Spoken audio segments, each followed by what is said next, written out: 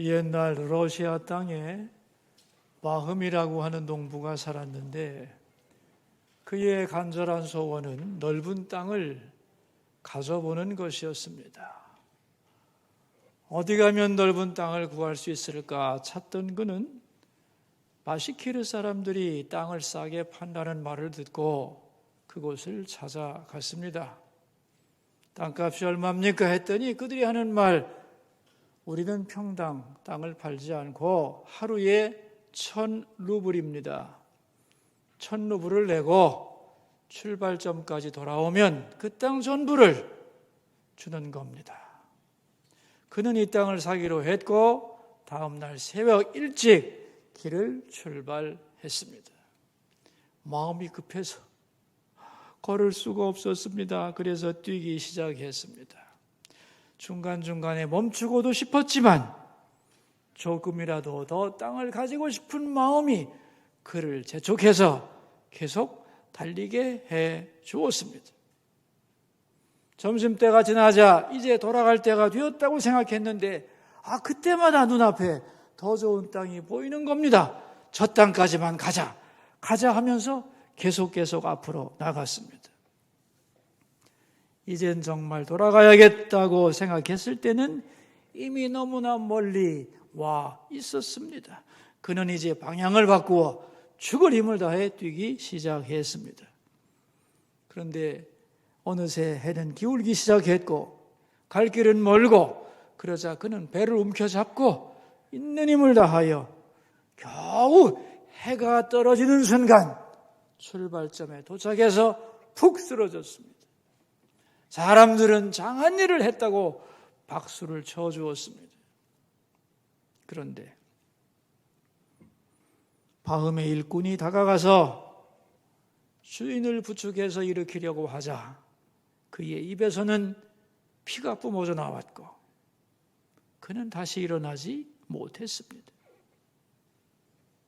톨스토이 단편집 사람에게는 얼마만큼의 땅이 필요한가, 그 책의 내용입니다.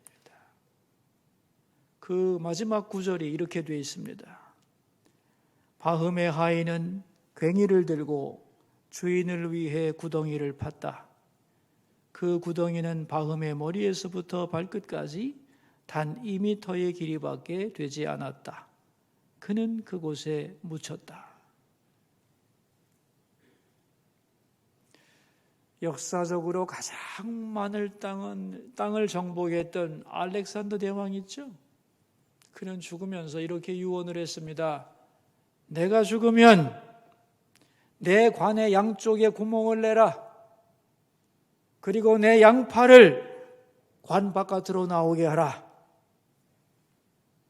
세계의 대부분을 정복했지만 그런 왕이라 할지라도 죽을 때는 아무것도 가지고 못한다는 것을 부하들에게 교육시키고 싶어서 그랬지만 부하들은 알렉산더가 죽은 후에 그가 정복한 땅을 빼앗기 위해 서로 싸웠고 나라는 분열되었습니다.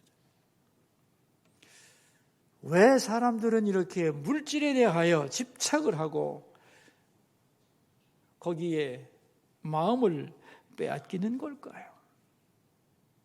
왜 사람들은 그렇게 돈이라면 사족을 못 쓸까요? 공산주의 창시자 karl 막스는 이렇게 그 이유를 말해 주었습니다. 나의 힘은 내가 가진 돈의 힘만큼 크다. 돈의 속성은 돈을 가진 자의 속성이자 능력이 된다. 나는 못생겼지만 돈으로 아름다운 여자를 살 수 있다. 내가 파렴치하고 어리석어도 돈이 존경을 받기 때문에 돈을 가지면 존경받을 수 있다. 돈만 있으면 부정직한 사람이라도 결국 돈의 힘으로 정직하다고 인정받을 수 있다. 내가 어리석어도 돈이 만물을 움직이는 진짜 머리이니 돈을 가진 사람이 어찌 어리석을 수 있단 말인가? 인간이 열망하는 모든 것을 돈으로 살 수 있으니 돈만 있다면 나는 인간의 모든 능력을 소유한 자가 아닌가? 그러므로 돈은 나를 돈의 액수만큼 능력의 사람으로 만들어 주는 것이다. 오늘 본문은 재물에 대한 예수님의 가르침입니다. 오늘 본문의 배경이 이렇습니다. 어떤 사람이 찾아와서 예수님에게 부탁을 했습니다. 그 내용이 13절인데 같이 한번 읽어봅시다. 무리 중에 한 사람이 이르되 선생님 내 형을 명하여 유산을 나와 나누게 하소서 그랬습니다. 예수님의 말씀이 아주 지혜 있고 권세가 있기 때문에 자기 형에게 예수님이 가서 그 형을 설득하면 형의 마음이 변할 수 있을 거라고 생각을 했던 거죠. 여러분, 이 당시의 율법에 의하면 부모의 유산을 나누는 법이 정해져 있었습니다. 형에게는 다른 형제의 두 몫을 주는 겁니다. 그러므로 형제가 단 둘이라면 부모의 재산을 3등분해서 둘을 맏형에게 주고 나머지 하나를 동생에게 주면 끝나는 거죠. 그런데 오늘 본문에 보면 동생이 예수님을 찾아왔어요. 형이 가진 유산의 일부를 자기가 더 받을 수 있게 해달라고 조른 겁니다. 자, 구체적인 상황이 어떤지는 잘 모르지만은 두 가지 경우를 생각해 볼 수가 있겠죠. 첫 번째는 형이 규정을 어긴 경우. 예를 들면 형이 동생의 두 몫을 가지면서도 거기에 만족하지 못해서 하나밖에 없는 동생의 그 몫도 챙겨가려고 욕심을 부린 경우가 성립할 수 있죠. 아버지의 재산 2배를 가지면서도 나머지 하나도 주기 싫어가지고 아주 조금만 남겨주기 때문에 동생이 너무너무 억울해서 아니 법대로 해야지 왜 형이 내 몫까지 뺏어가는가? 이렇게 해서 예수님께 부탁하는 경우가 있을 수 있는 거죠. 그 반대도 성립합니다. 형은 제대로 했는데 동생이 욕심을 내는 경우도 있을 수 있죠. 원래 형에게 두 몫을 주는 이유는 부모님을 모셨다는 것, 그것 때문이거든요. 근데 형은 그 일을 하지 않았습니다. 오히려 동생이 부모님을 모시고 가정의 대소사를 다 책임을 졌습니다. 그래서 뭔가 유산을 나눌 때 자기에게 좀 더 올 줄로 생각했는데 형이 일은 전혀 하지 않던 사람이 유산을 나눌 때가 되자 법적으로 하자, 두 몫은 내 거야 하고 가져가 버렸단 말이죠. 그러자 동생의 마음속에 억울함이 싹 든 거죠. 그래서 예수님을 찾아왔다. 여러분, 둘 중에 어느 걸까요? 확실하진 않지만 제 짐작입니다. 후자일 경우가 높겠다 생각을 합니다. 왜냐하면 예수님을 찾아오기 전에 다른 랍비도 찾아갔고 재판관도 찾아갔는데 해결할 수 없었거든요. 법적으로는 이제 다 끝났다는 얘기입니다. 그러니까 동생은 이미 자기 몫을 받은 것이고 법에 없는 더 많은 몫을 받으려고 욕심을 냈던 것이 아닌가, 그렇게 생각할 수 있다는 거죠. 자, 이 동생의 부탁을 받고 예수님이 하신 말씀이 뭐냐? 14절인데 같이 한번 읽어봅시다. 이르시되 이 사람아 누가 나를 너희의 재판장이나 물건 나누는 자로 세웠느냐 하시고, 나는 이런 거 재판해 준 사람 아니다. 그러면서 대답을 거절하셨죠. 자, 여러분, 왜 예수님이 대답을 거절하셨을까요? 이렇게 해라 저렇게 해라 왜 하지 않으셨을까요? 할 말이 없기 때문일까요? 아닙니다. 그 이유가 15절에 나오죠. 읽겠습니다. 그들에게 이르되 삼가 모든 탐심을 물리치라. 사람의 생명이 그 소유에 넉넉한 데 있지 아니하니라 하시고, 아무리 공평하게 나누고 서로의 입장을 배려했다 할지라도 여러분, 일단 마음속에 탐심이 들어가 버리면 타협이 안 되는 겁니다. 상대방이 볼 때는 너무 조건인데, 너무 좋은 조건이라 할지라도 탐심을 가진 자는 설득이 안 되는 거죠. 만족이 안 된단 말이죠. 그래서 예수님은 궁극적인 해결 방법, 그게 뭐예요? 설교 제목 아니에요? 읽어봅시다. 모든 탐심을 물리치라고 명령한 거예요. 그리고 이렇게 말씀하시죠. 그 이유가 뭐냐면 사람의 생명이 그 소유에 넉넉한 데 있지 아니하니라 그랬어요. 이 부분을 의미를 살려 번역하면 이런 뜻입니다. 인생이란 소유에 의해 규정되지 않는다. 그런 말이에요. 인생의 행복과 가치, 그것은 소유와 일치하는 것이 아니라는 거예요. 맞죠? 근데 사람들은 돈이면 다 된다고 생각하는 거예요. 그러나 예수님은 아니. 탐심을 물리치는 게 해결책이라고 선포하시는 것. 자, 여러분, 그렇다면 탐심이라는 게 뭘까요? 탐심, 헬라어로는 플레오넥시아인데 이것은 플레이온이라는 말과 에코의 합성어입니다. 이 플레이온이라는 말은 영어로는 more, 좀 더라는 뜻이고, 에코는 영어로 have, 가진다는 뜻이에요. 직역하면 좀 더 가지려는 마음, 만족함이 없는 마음을 의미해요. 필요해서가 아니라 분수에 넘치도록 더 가지려는 마음, 그것을 가리켜 탐심이라고 규정합니다. 철학적으로는 어떤 것에 대한 깊은 갈망, 원하는 것을 얻기 위해서는 어떤 대가라도 지불하려고 하는 그 욕심, 그래서 자기 몸도 다른 사람들의 권리도 해치는 것을 두려워하지 않는 충동적인 마음 상태, 그것을 가리켜 탐심이라고 규정을 하는 겁니다. 자, 여러분, 그렇다면 이 탐심이라는 게 왜 생기는 걸까요? 탐심이 왜 생기는 걸까요? 여러분, 이 탐심에도 메커니즘이 존재합니다. 성경에 의하면 인간은 하나님과의 관계 속에서 행복하도록 만들어졌죠? 맞죠?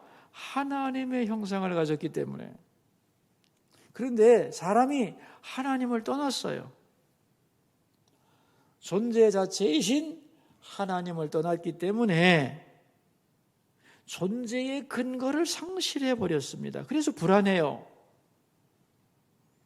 그래서 뭔가를 대신 붙잡으려고 해요.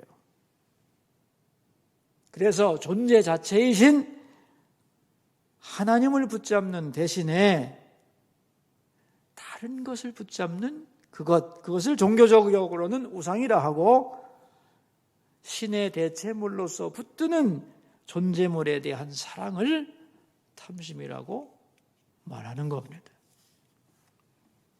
다시 말하면 하나님을 떠난 빈 마음을 뭔가 채워야 되는데 뭘로 채우느냐는 거예요.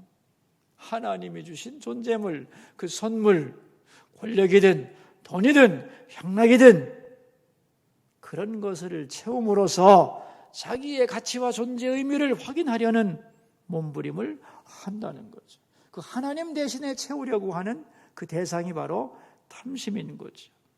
그러니까 하나님이 떠난 빈 마음을 채우는 과정에서 방향을 잘못 잡은 거죠. 존재 자체이신 하나님으로 채우려 하지 않고 존재물을 통해서 그 빈 공간을 채우려는 것, 그게 바로 탐심이고, 그러므로 탐심은 인간의 실존적인 모습이다, 그런 얘기입니다. 자, 여러분, 그렇다면 이 탐욕을 벗어나는 길이 뭘까요? 원인을 알았으므로 해결 방법도 나오는 거죠. 더 많이 가지면 될까? 아닙니다. 하나님을 떠난 빈 마음을 채우려는 것이 탐욕이기 때문에 진정한 해결책은 뭐겠어요? 예? 탐심을 극복하는 진정한 해결책은 뭐겠어요? 하나님께로 돌아가는 거예요.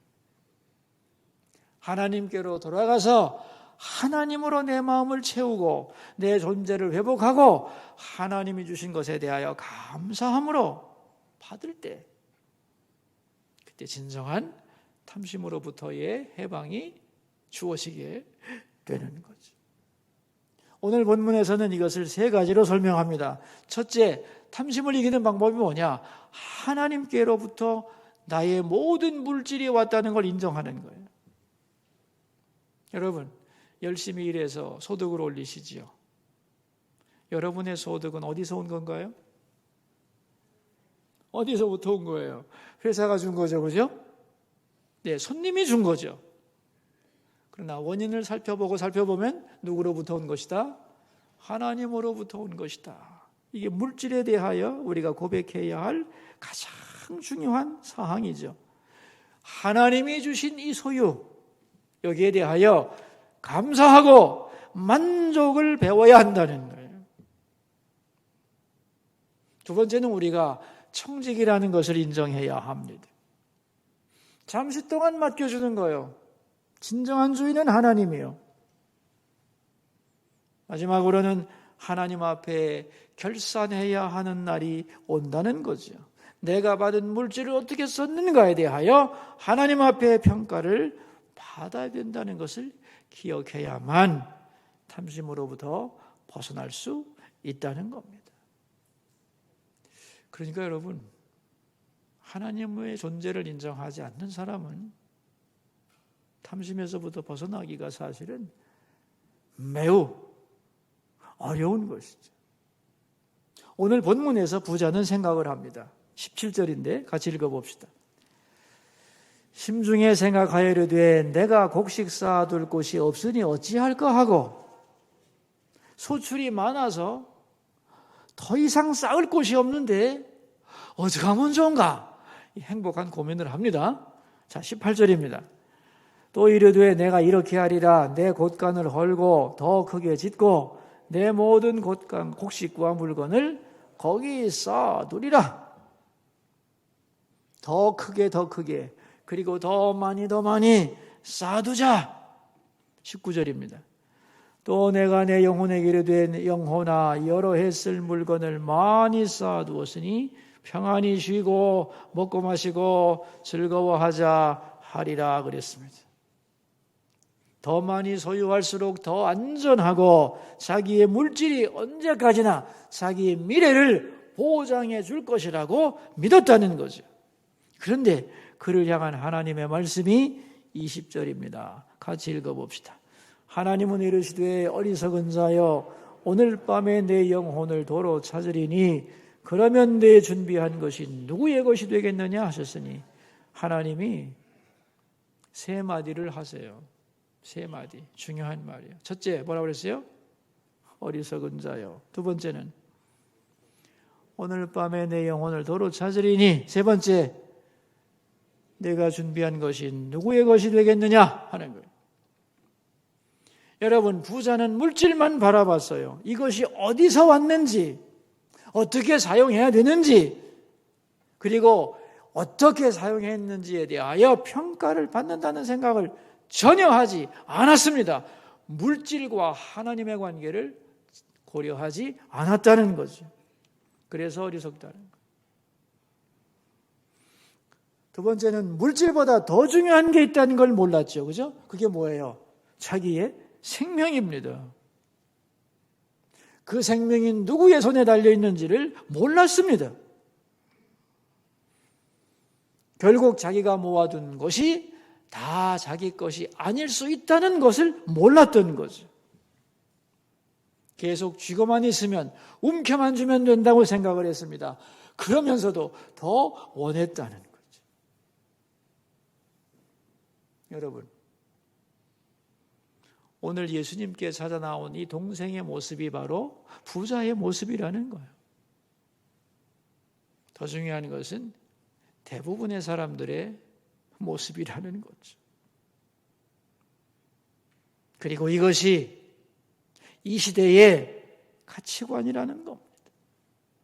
여러분, 우리가 추론해 볼 수 있죠. 이 두 형제는 돈이 없는 가난한 사람들이었을까요? 딱 봐도 아니죠. 먹고 사는데 아무 문제 없습니다. 부모의 유산이 충분한 사람들이요. 그만하면 충분히 행복할 수 있죠. 더 많이 가지지 않아도 얼마든지 살 수 있는 사람들이었는데 좀 더 가지기 위해서 다투다 보니 형제관계의 우애도 다 깨졌고 인생이 황폐해지고 있는 것이라는 거죠. 이런 인생을 살아서는 안 된다는 겁니다. 자, 여러분, 이제 그렇다면 내가 정말 탐심을 가지고 있는가 아닌가를 살펴봐야겠죠? 내가 탐심을 가지고 있는지 알 수 있는 기준이 있습니다. 첫째, 오늘 본문에 나오죠. 가족 간에 물질 때문에 불화하고 갈등하고 있다면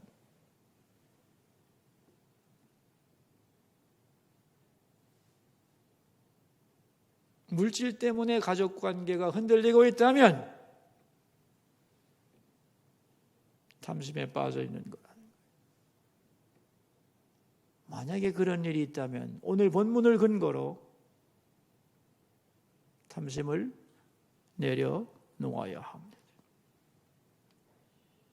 두 번째, 물질을 잃고 손해보았다고 사내 중내 그렇게 통곡하고 못 살겠다고 외치면 안 되는 겁니다. 왜냐하면 오늘 본문에 나오죠. 사람의 생명이 뭐에 달려있지 않다고요? 소유의 넉넉함에 달려있는 게 아니라는 거예요. 살다 보면 돈을 잃을 수도 있고 손해볼 수도 있지만 이것 때문에 망하는 거고 실패하는 거고 죽는 게 아니다, 그런 말이에요. 만약에 그런 마음을 가지고 있다면 오늘 본문을 근거로 그런 마음을 주님 앞에 내려놓기를 축원합니다. 세 번째, 돈이 없다고 사람을 무시하고 돈이 있다고 하나님을 멀리한다면 탐심에 빠져 있는 거예요. 하나님 없어도 돈만 있으면 살 것 같고 기도 안 해도 될 것 같다면, 그리고 신앙생활이 게을러진다면 뭘 믿고 있는 거예요? 돈을 믿고 있는 거예요. 여러분, 돈이 없다고 못 사는 건가요? 맞아요, 틀려요? 돈이 없으면 못 사는 것이고 돈이 있으면 잘 사는 것입니까? 아닙니다. 돈이 있어도 못 살 수 있고 돈이 없어도 얼마든지 잘 살 수 있는 겁니다. 돈이 없다고 인생을 실패한 게 아니고 못 사는 사람이라고 자책할 것도 없는 것이죠. 그런 마음도 탐심에 의한 것이죠. 소유를 뛰어넘는 인격이 되어야 하는 겁니다. 저는 이런 분 봤어요. 가족 중에 어떤 사람이 정말 죽이도록 밉대. 그 일만 생각하면 화가 난다는 거예요. 그래서 왜 그래요? 그랬더니 그 사람이 돈 빌려줬는데 안 갚는다는 거예요. 그래서 언제 빌려줬는데 했더니 10년도 넘었습니다. 그러는 거예요. 그 돈 없으면 못 살아요. 그랬더니 아니요, 살죠. 저 돈이 있어요. 그 사람이 입을 싹 닫기 때문에 괘씸해서 그러는 거죠. 제가 말했습니다. 이제 그만 내려놓으세요. 줄 생각이 없는데 받을 수 있겠어요? 나만 망가집니다. 하나님께 맡기고 잊어버리세요. 더 재밌는 얘기 해드릴까요? 우리 며느리는 다 좋은데 하나가 마음에 안 든대. 그래서 그게 뭐냐고 했더니만 자기 며느리가 가난해서 시집 올 때 혼수를 가져온 게 없다고. 그게 영 불만이라는 거예요. 아니 언제 시집을 왔는데 애가 셋인데 벌써. 여러분 그런 마음을 가지고 있다면 다 내려놓아야 합니다. 탐심이에요. 다윗 왕은 시편 16편에서 아주 위대한 고백을 합니다. 시편 16편 6절인데 제가 읽어드릴게요. 여러분이 다 아시는 구절이에요. 내게 줄로 재어준 구역은 아름다운 곳에 있으며 나의 기업이 실로 아름답도다 이 말입니다. 내게 줄로 재어준 구역이 있습니다. 내가 받은 땅, 내가 살고 있는 환경, 하나님이 줄로 재어줬다는 거예요. 줄로 재어줬다는 건 뭐냐? 한계가 있다는 거죠. 그 땅이 험악한 산지일 수도 있고 비옥한 땅일 수도 있고, 그러나 하나님이 나에게 주신 그 구역은 아름답다는 겁니다. 여기서 기업은 땅일 수도 있고 내가 다니는 회사일 수도 있고 우리 가정일 수도 있고 나의 자녀일 수도 있고 나의 소득일 수도 있고 나의 교회일 수도 있고 내게 주어진 하나님의 모든 영역을 한마디로 말하면 내게 주신 기업이요. 그 기업을 다윗은 뭐라고 고백했다고요? 아름답다고 고백했어요. 실로 아름답도다 그랬습니다.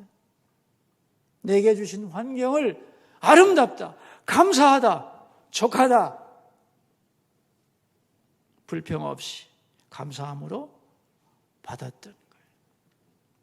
여러분, 탐심만 버리면 오늘 나의 지금 이 형편에서도 얼마든지 행복할 줄 믿습니다. 얼마든지 행복한 거예요. 다윗은 어느 정도로 자기에게 재어준 구역에 만족했는가 하면은 다윗 왕이 전성기 때에 다윗의 나라에 전쟁에 나갈 군대를 모집해 보니 130만 명이었습니다. 여러분, 그 당시에 130만 명이면 세계를 제패합니다. 바벨론이 30만 명 가지고 세계를 제패하려고 했었거든요. 그러나 다윗은 그렇게 하려고 하지 않았습니다. 왜냐하면 하나님이 주신 이스라엘의 경계가 성경에 나오거든요. 동쪽으로는 핫살 에난에서 아인을 거쳐 사해까지, 서쪽으로는 지중해까지, 남쪽으로는 애굽 시내까지, 북쪽으로는 유브라데스 강 지역 하맛까지를 너희의 땅으로 준다고 하나님이 말씀하셨기 때문에 다윗은 그 많은 군대를 가지고 남의 나라 땅을 절대로 넘보지 않았습니다. 침범하지 않은 거죠. 억압하지도 않았죠. 그리고 그 강력함을 기반으로 부강한 나라를 만들었으며 어떻게 그렇게 강한 나라가 되었는가라고 물었을 때 하나님의 은총이라고 하나님께 영광을 돌렸던 겁니다. 지금도 이 땅에는 수많은 전쟁이 있고 앞으로도 더 많아질 것인데 왜 그러냐? 왜 그럴까요, 여러분? 다 탐심 때문에. 작은 나라가 전쟁 일으키는 거 봤어요? 충분히 넓은 나라들이 전쟁을 일으키는 겁니다. 왜? 탐심 때문에. 욕심이 끝이 없거든요. 그래서 하나님은 말씀하는 겁니다. 개인이든 공동체든 나라든 모든 탐심을 물리치라. 기도하겠습니다. 우리 들은 바 말씀을 생각하면서 세 가지 기도 제목을 가지고 주님 앞으로 나갑시다. 첫 번째 기도 제목입니다. 탐심을 버리게 하소서. 물질 때문에 분노하고 다투고 낙심하고 좌절하고 있습니까? 하나님을 바라보게 하시고 물질의 주인이 하나님이라는 것을 인정하고 감사하며 만족하는 사람들이 되게 해 주소서. 기도하겠습니다.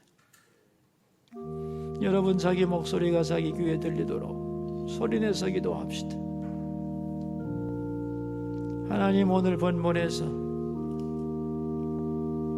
아버지의 유산을 좀 더 받겠다고 따지고 대드는 사람을 향하여 주님은 해결책은 탐심을 버리는 거다 말씀하셨습니다.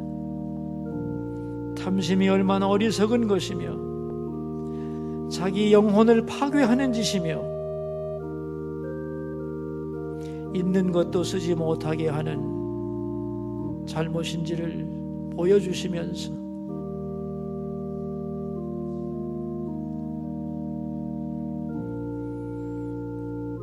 탐심을 버리라고 하십니다.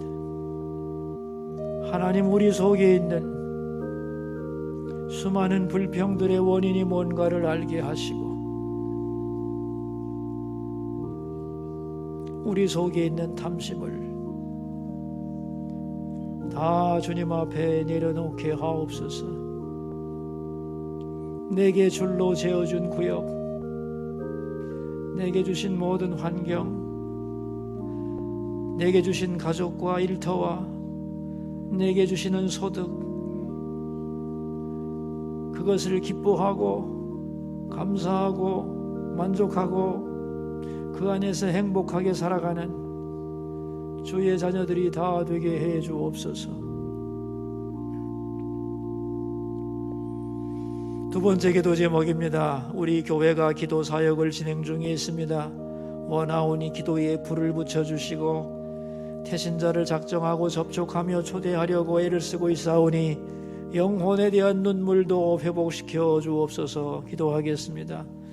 하나님 아버지, 기도에 불을 붙여주시고 영혼에 대한 눈물도 우리에게 부어주시기 원합니다. 기도할 때입니다. 기도의 기쁨을, 기도에 대한 갈망을, 기도에 대한 응답의 간증을 우리 모두가 가지고 살게 하옵소서. 기도하리라는 결심을 주시고 내 생애 최고로 많이 기도하는 올 한 해가 되게 해 주옵소서. 우리가 생각하는 것보다 기도를 통하여 하나님이 더 큰 것을 부어주심을 깨닫게 하시고 구원의 아들 영혼들을 향한 영혼에 대한 눈물도 우리에게 회복시켜 주옵소서. 세 번째 기도 제목입니다. 새로운 정부가 정책의 방향을 올바로 세울 수 있게 해주시고 우크라이나 전쟁이 속히 종식되게 하여 주소서. 기도하겠습니다. 하나님, 새로운 지도자가 선택이 되고 새로운 정책의 방향을 세워가고 있습니다. 지혜롭게 올바르게 잘 세울 수 있도록 도와주시고 전쟁이 속히 종식되어 이 세상에 평화가 오게 해 주옵소서.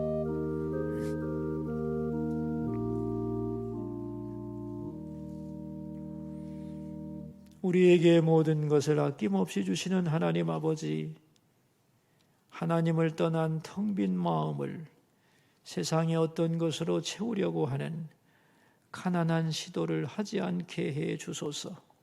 하나님 안에서 은혜의 풍성함을 알게 해 주시고 우리 가운데 있는 탐심을 몰아내 주시고 하나님이 주신 것에 대하여 감사함으로 받고 만족하면서 모든 갈등과 다툼 그리고 분쟁에서 벗어나게 하옵소서.